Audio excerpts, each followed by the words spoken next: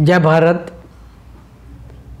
राष्ट्रभक्त channel आपका स्वागत करता है। मैं ब्रजमोहन मदान, अधिवक्ता, राजस्थान हाई कोर्ट जयपुर। हम पिछले कई समय से राजस्थान में बेरोजगारी की समस्या के ऊपर विचार विमर्श कर रहे हैं। राजस्थान इस समय बेरोजगारों की संख्या के आंकड़ों के अनुसार राजस्थान देश में दूसरे स्थान पर है। हमारे राज्य के मुख्यमंत्री आदरणीय अशोक जी गहलोत जब भी सत्ता में आए, उनका एक ही उद्देश्य रहता है कि किसी तरीके से राजस्थान में बेरोजगारों की संख्या कम की जाए, और वे इस दिशा में कृत संकल्प भी हैं कि बेरोजगारों की समस्या को दूर किया जाए। परंतु राजस्थान में जो भर्ती की एजेंसियां हैं, वो न जाने क्यों, किस उद्देश्य से हमेशा हर एक भर्ती में कुछ न कुछ गड़बड़ करते ही रहते हैं। कुछ न कुछ उसमें जानबूझकर कमियां छोड़ देते हैं ताकि वो भर्तियां न्यायालय में अटक जाएं, वो भर्तियां और किसी कारणों से अटक जाए। और हम देख रहे हैं कि भर्तियों के नाम पे परीक्षा का आयोजन किया जा रहा है। भर्तियों के नाम पे तरह तरह के नियम बनाए जा रहे हैं। भर्तियों के नाम पे कई एजेंसियां बनी हुई हैं, लेकिन बेरोजगारों की समस्या का समाधान नहीं हो रहा है।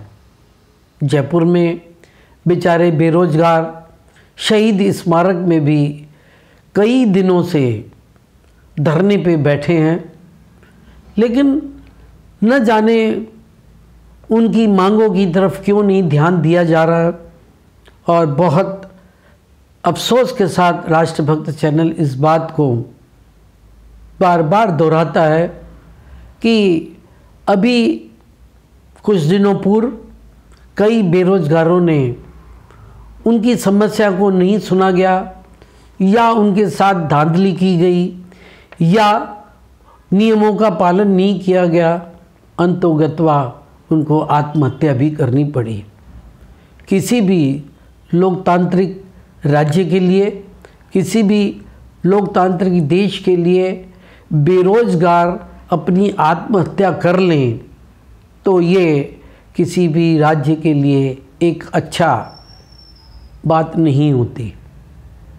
अभी एजेंसियों के बारे में हम बात कर रहे थे, तो स्टेनोग्राफर की द्वितीय फेज़ की परीक्षा 29 अक्टूबर से लेके 31 अक्टूबर में आर्य इंजीनियरिंग कॉलेज कूकस में उनकी परीक्षा का आयोजन किया गया। सबसे पहले तो हम ये बोलें कि आर्य इंजीनियरिंग कॉलेज में पिछली बार भी राजस्थान हाई कोर्ट की स्टेनोग्राफर की परीक्षा ली गई, और आम बात थी, आम चर्चा का विषय था। उसमें बहुत हेराफेरी हुई, नकल की गई, न जाने क्या क्या धांधलियाँ की उनके ऊपर आरोप हैं। वो आरोप अल्टीमेटली सही साबित हुए, और राजस्थान कि जोधपुर बेंच में न्यायालय में निर्णय किया गया कि वो स्टेनोग्राफर की परीक्षा के परिणाम को रिवाइज़ किया गया। रिवाइज़ करने के पीछे जो राजस्थान हाई कोर्ट ने स्वयं इस बात को स्वीकार किया कि वहाँ पे मास लेवल के ऊपर धांधलीबाजी हुई। फिर एजेंसियों ने फिर वही स्थान चुना, वही का वही कॉलेज चुना, वही के वही इन्विजिलेटर लगाए गए, जिन्होंने पिछली बार जाके नकल करवाई और अब फिर दोबारा 29 से लेकर 31 अक्टूबर तक भी परीक्षा वहीं पे आयोजित की गई, ऐसा फिर आरोप है। सिर्फ आरोप नहीं है, सबसे पहले तो परीक्षा जब आयोजित की जाती है उसकी वीडियोग्राफी होनी चाहिए। इस बार वीडियोग्राफी भी नहीं हुई। इन्विजिलेटर अपनी मनमर्जी के लगाए गए और हुआ क्या, कुछ डमी परीक्षार्थियों को पकड़ा गया। आरोप नहीं है, डमी परीक्षार्थियों को पकड़ा गया और पकड़ने के बाद सिंपल क्या दंड दिया गया, उनको निकाल दिया गया। जबकि होना तो ये चाहिए कि उसके ऊपर डमी बिठाने वाले के ऊपर कार्रवाई हो, डमी जो बैठा उसके कार्रवाई हो। और खुलेआम ऐसा बता रहे हैं कि डमी विद्यार्थियों से 50-50 हज़ार रुपये नकद लिए गए। एक तो बेचारा बेरोजगार, अरे 50,000 लिए गए। उसने एक ने 50,000 दे दिए, दूसरे ने नहीं दिए, तीसरे ने नहीं दिए, चौथे ने नहीं दिए। हुआ क्या, उनके साथ तो जास्ती हो गई ना। फिर भी सरकार वहीं परीक्षा करा रही है। फिर भी, और ऐसा भी सुनने में आया कि लोग नकल करने को डिवाइस पे कान पे लगाकर खुलेआम नकल कर रहे थे। राजस्थान स्टाफ सिलेक्शन बोर्ड को क्या ये मालूम नहीं है? राजस्थान स्टाफ सिलेक्शन बोर्ड ने उनके विरुद्ध कोई कार्रवाई नहीं की। मैं ये बात इसलिए कह रहा हूँ कि शायद एक परीक्षा और आयोजित होने वाली है। अभी से ही राजस्थान स्टाफ सिलेक्शन बोर्ड को सतर्क हो जाना चाहिए कि आने वाली परीक्षा में ऐसा ना हो, और जो परीक्षा हो गई जिसके बारे में जानकारी है उनके विरुद्ध कार्रवाई की जाए, आपराधिक कार्रवाई की जाए उनके विरुद्ध।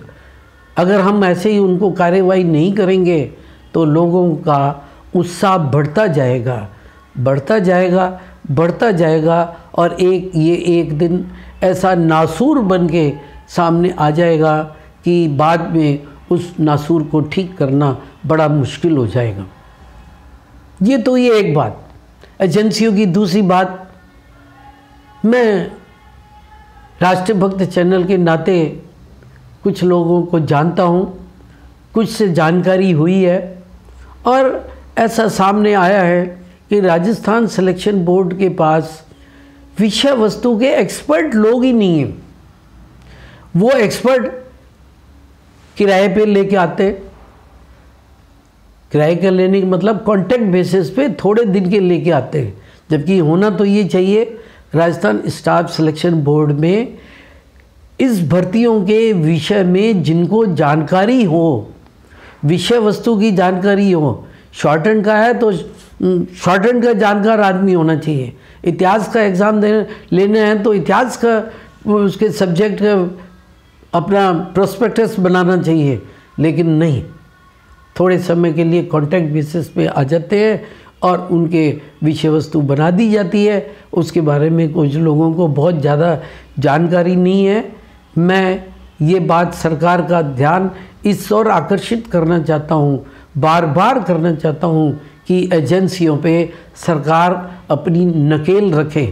राजनीतिक नियुक्तियाँ होती हैं, हर राज्य में होती हैं, हर देश में होती हैं, लेकिन राजनीतिक नियुक्तियों के साथ साथ ऐसे व्यक्तियों का, ऐसे लोगों का वहाँ पे सिलेक्शन होना चाहिए जो इस परीक्षाओं के बारे में कहीं ना कहीं जानकारी रखें।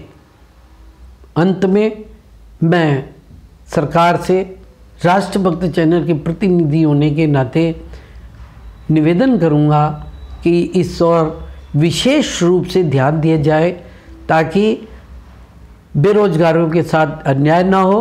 और बेरोजगारी, आज तो 10 ने 15 ने आत्महत्या की होगी, लेकिन ऐसा ना हो कि जैसे लंबे समय से किसान परेशान होके अपनी आत्महत्या करने लग जाता है, और ऐसा बेरोजगार भी अपनी परीक्षा देते देते उसकी ओवर एज हो जाए और अंत में वो उसको आत्महत्या करनी पड़े।